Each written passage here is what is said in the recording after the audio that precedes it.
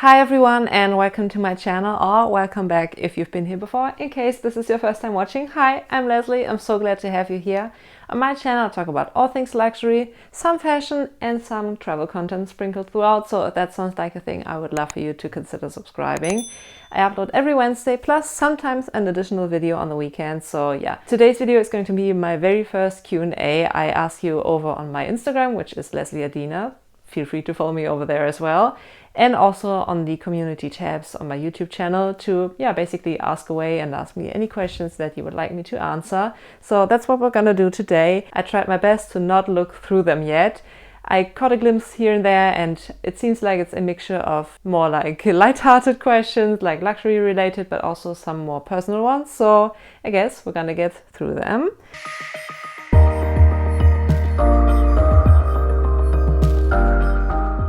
Alright, first one. Oh, by the way, if I know that the person that has asked the question also has an active YouTube channel, I'm going to shout you out, but otherwise I'm not going to mention your names because, or like your handles, because I don't know if you want me to share them. But yeah, anyway. First question, Birkenstocks as a fashion piece. I don't know, I don't own any Birkenstocks, but that doesn't have to say anything because I'm not the most fashionable person out there. I know that there have been a lot of collaborations with Birkenstocks. I think Roger Vivier, also Dior. I'm pretty indifferent, I guess. If that floats your boat, do it. But for me personally, I'm not a fan of Birkenstocks. Saving tips for handbags.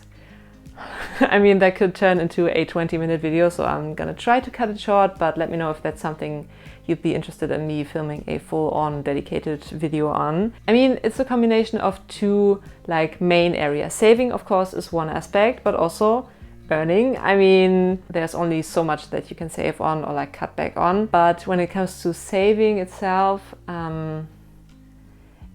I mean, I don't spend a lot on eating out. Lucky for me, I'm not a foodie in general, so it's not like me actively having to decide to cut back on eating out and going out and drinking and stuff, because that's generally not something I'm super interested in or that I thrive on. So I mean, I save a lot of money by not eating out a lot.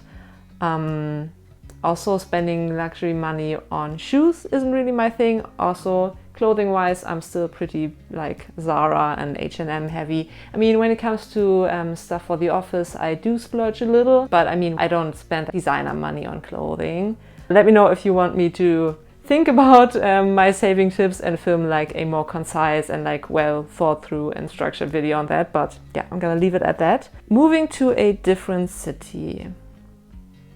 I mean, why not, I guess? I mean, I'm really fortunate to live in Hamburg, which is a pretty big city in Germany. And I mean, I might be biased a little bit, just a little bit. I adore Hamburg. It offers so much. I mean, the weather isn't always that great. Today it's sunny. I mean, we're in the beginning of July. It's supposed to be sunny, and it better be sunny for it being summer, because European and Northern Germany summers aren't the longest. But yeah, anyway, really fortunate to live in the city that I do, and I don't have specific plans to move to a different city. But I mean, if someone was to offer me to work in London for a bit or in New York for a bit, I'd happily say yes, although the living expenses are through the roof in those cities. But yeah, I'd love to move to a different city temporarily, I guess, but my entire family is in Hamburg, so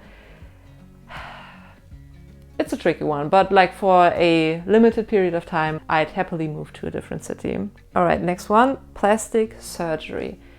I haven't had any, if that's the question, and if you're asking about my thoughts on it, I mean, you do you. I'm not opposed. Just go into it from a healthy mindset, I guess. I mean, the media and the whole beauty industry and stuff definitely is designed to make us feel uncomfortable and self-conscious about so many areas of our bodies. So really reflect on why it's something you might be interested in. I think the side effects or the risks that come with certain surgeries are definitely played down. I think the Brazilian butt lift is super, super scary, and there have been a significant amount of deaths that are associated with happen after Brazilian butt lifts. So yeah, definitely do your research, spend extra. I mean, I guess plastic surgery is really expensive, and I would much rather, if I was ever to undergo plastic surgery, choose to spend a lot of money to go to the best one out there to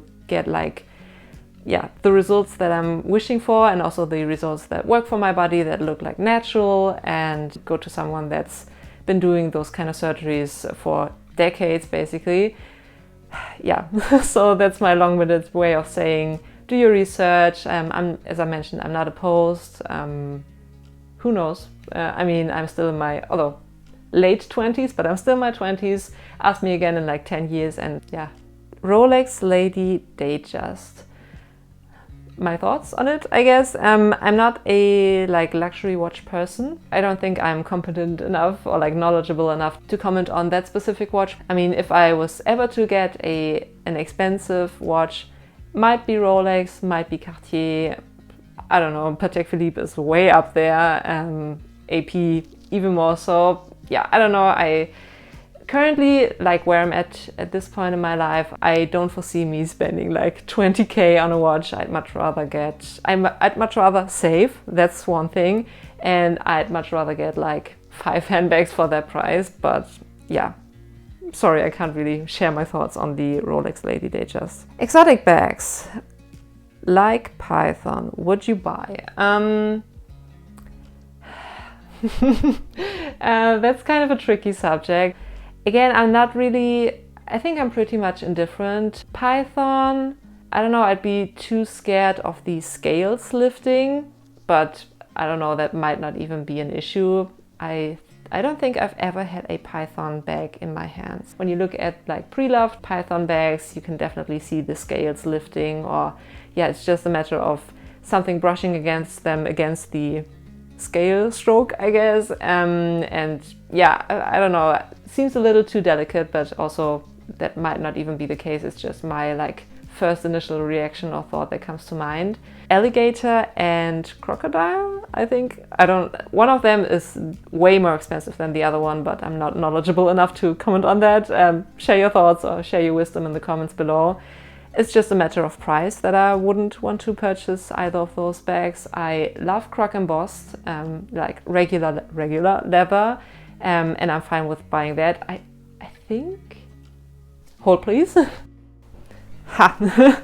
I knew it. I have a bag that has still the Vestiaire Collective stuff attached to it. I purchased this one in December 2020, so it's been a while. I was about to say that I don't think I have any exotic bags, but I think I do. I'm pretty sure, I mean, this is a super old one, and I'm pretty sure this is like real, whatever. Alligator? Crocodile? I don't know. Let's see.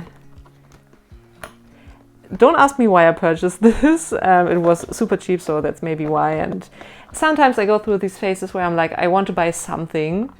And I mean, if I'm not really caring about what it is, might as well be something cheap. The brand is called Bossetta, B-O-S-E-T-T-A. Let me know if you know the brand. I don't. Apparently it's a French brand. Rue Fauve-Chambéry. No idea. Okay, so let me know if you know the brand. And yeah, so I'm pretty sure this is a like real exotic bag. So let me know your thoughts. If we have any like exotic leathers connoisseurs on here, let me know what you think about whether it's an actual exotic bag and what kind of animal it is. But yeah, never used this one, although it's been in my collection for almost 2 years. Let me know your thoughts and let me know if you think that I should bust this one out. I mean, if you encounter someone that is really against exotic skins, you can always say, yeah, it's a croc embossed or like alligator embossed bag, and I don't think anyone would really know, because I mean, I can't even tell if this is a real exotic bag or not. But yeah, I'm going to try to keep it shorter on the next set of questions. Moving on. Okay, I mentioned it's a good mix. This one is slightly more personal. So what is the most common misconception about you? That's kind of hard to answer, I guess. I mean, misconceptions usually imply that they are negative, and most of the times if people think negatively about you, they won't like openly say it to your face. But Okay, here's the thing. Here's one misconception that I would love to say that's not something people think about me, but I'm afraid that it might be a pretty common misconception for people that don't know me or like that only surface level know me. Okay, getting really personal here. I'm afraid that some people, not like in terms of YouTube, but in real life, but again, that don't know me or like only surface level know me, think that I'm a bitch and that I'm really full of myself and like too confident for my own good and that I think I'm better than everyone else, and that couldn't be further from the truth. Yeah, that's the point of misconceptions. It's not true. But here's my thought process as to why I'm afraid that that might be the case. I'm really introverted, like really, really introverted, really quiet. I only speak if I think I have something valuable to add. I might be a little socially awkward. I suck at and hate small talk. I'm just rubbish at it. And I mean, my resting bee face probably doesn't help. So yeah, I think, I mean, if you're a shy and like introverted person, that can go, I'm generalizing here, that can go two ways. Either you're a, oh, she's so quiet and so shy, that's kind of cute, blah, blah, blah. The like cute and shy, but kind of lovable kind of introvert. Or, and that's sadly, I think at least, or like I'm afraid that might be the case, the category that I would probably fall into, where people misinterpret my quietness and like me being really reserved as thinking that I think that I'm better than them and that I'm not talking to them, or like that I'm really cold because I'm not interested in them, because I'm only thinking about myself and I think so highly of myself, which again, if you know me in person and you know me well enough, and granted, it does take a lot, either a lot like instant connection or a very, very long time for me to open up to somebody, you're gonna say that that's like the furthest from the truth. I'm super self-conscious, not confident at all. Yes, I'm always in my head, but basically mostly because I'm a master of negative self-talk. But yeah, for some reason, the way I'm carrying myself, also maybe my height, my posture, I might come across a lot different than I'm on the inside. Yeah, I don't know if I'm wording this properly, but maybe you get where I'm coming from. I would love for this to not be the case, because I think it closes down a lot of doors for me. But yeah, that feels really like a therapy session, and I didn't want to get this personal, but here we are. How's the Peloton journey going? It's going okay-ish. If you don't know, I own a Peloton. I bought it at the beginning of 2021. The thing is, I go on and off. Sometimes I'm like really motivated, although motivation isn't really a thing, but I'm able to push myself to go on the bike and like do my workout and stuff, and afterwards I usually feel good.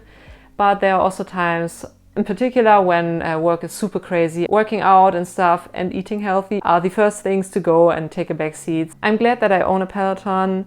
I would look a lot more lean if I was able to get my eating habits in check, but that's a different topic. So yeah, that's that on the Peloton.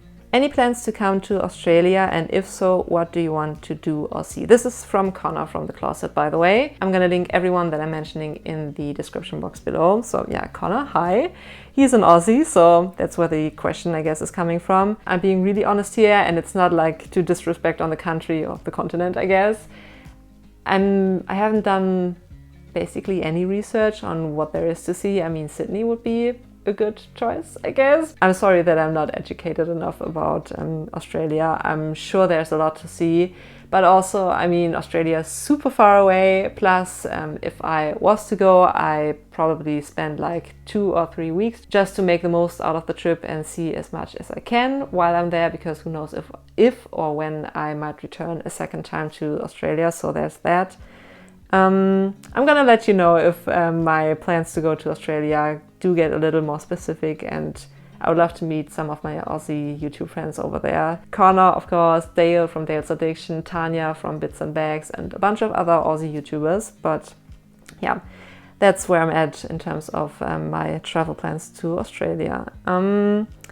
What is your dream vacation? Oh, again, another vacation question. That's from Megan, by the way. Her channel is called Train Girl Megan. What is your dream vacation if you had no limit on spending or time off work?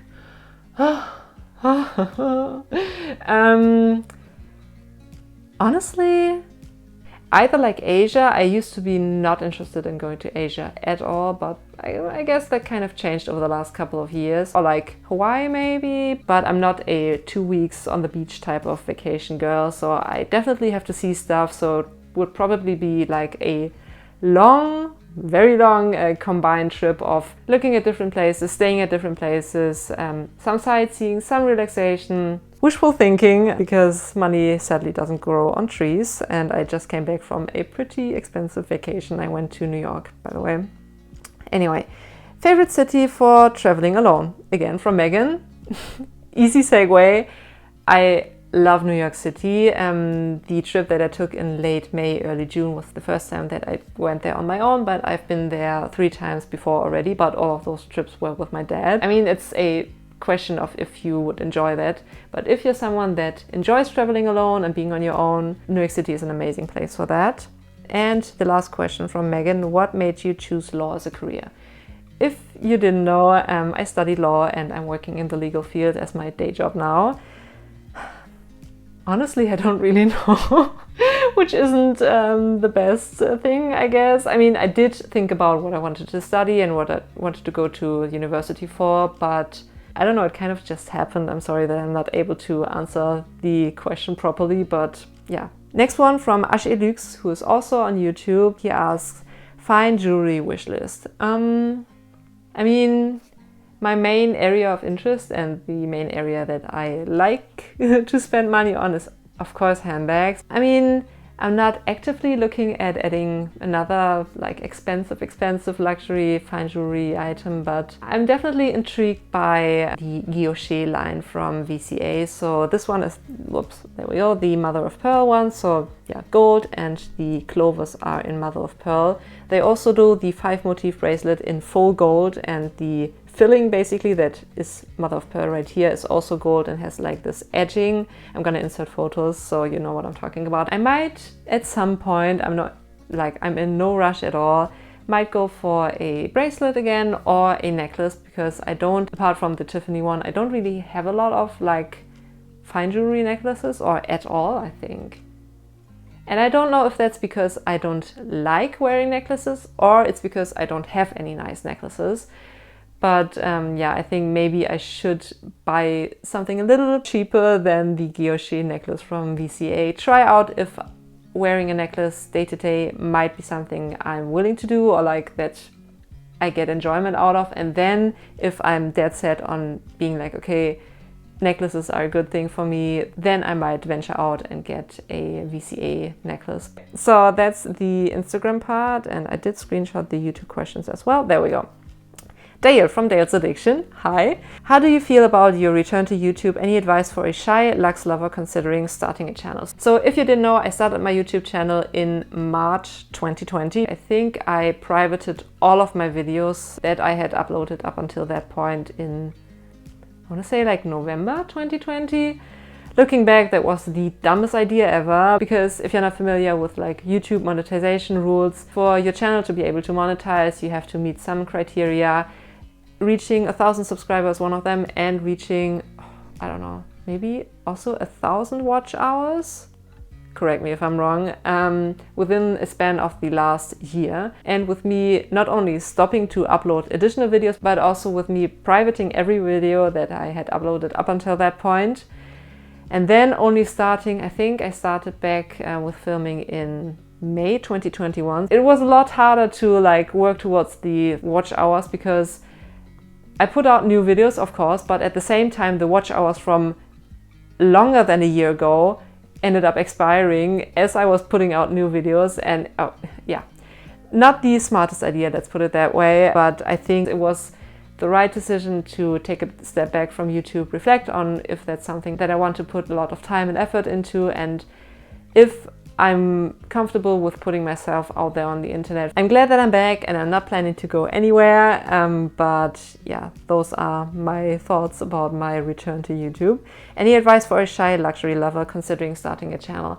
I'd say just do it, which, I mean, it sounds so generic and everyone says that, but for me personally, as I mentioned, I started in 2020. I had been thinking about starting a YouTube channel for at least like 5 or 6 years.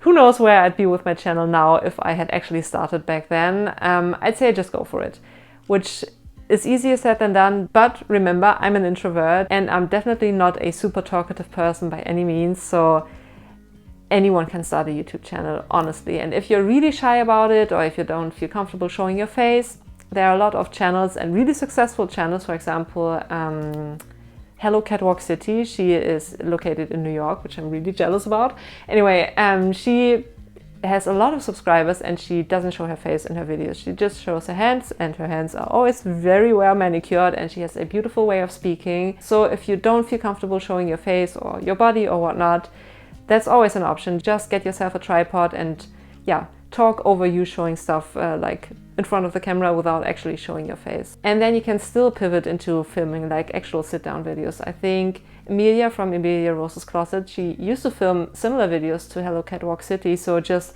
showing her hands and showing the items that she's talking about. And then someday down the line, she decided to change it up and show her face in the videos. So that's always an option. Just ease yourself into it. Don't do something you're not comfortable with, because it shows on the videos, I'd say. So there's that. And the second question from Dale: what will be your first Fendi bag purchase? Dale is the Fendi queen, and she does have a beautiful collection of Fendi bags. She has, I think, 2 Fendi firsts, one in raffia and one in mink. Oh, the raffia one is beautiful.